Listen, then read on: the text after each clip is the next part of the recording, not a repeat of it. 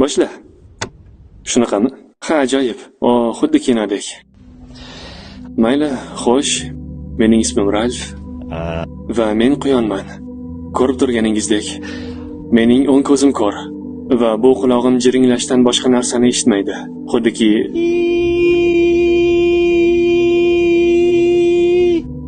zerikarli, shunday emasmi? Ha. Mo'ynamning bir qismini olib orqamga kimyoviy moddalar surtishdi. Ammo bu unchalik katta muammo emas. Nafas olayotganimda yoki harakatlanayotganimda juda qattiq og'riyapti demoqchiman. Voy, mana xuddi hozirgidek.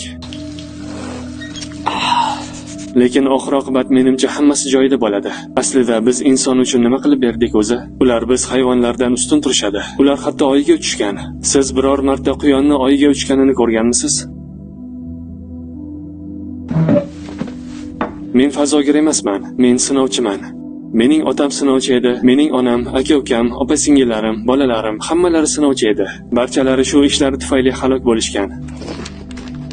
Va meni ham xuddi shu narsa kutadi. Nima qilibdi? Biz tug'ilganimizdan shundaymiz va quyonlar bundan mamnunlar. Ha.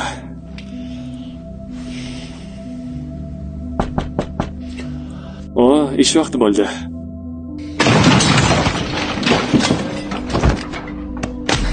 Bilaman, ko'rinishi yoqimsiz, lekin o'ylaymanki, o'z ishimni yaxshi bajaraman. Biror inson bundan jabrlangandan ko'ra yaxshi-ku. Axir ular buning evaziga pomada, atrupa, shunga o'xshash vositalarni ishlatadilar.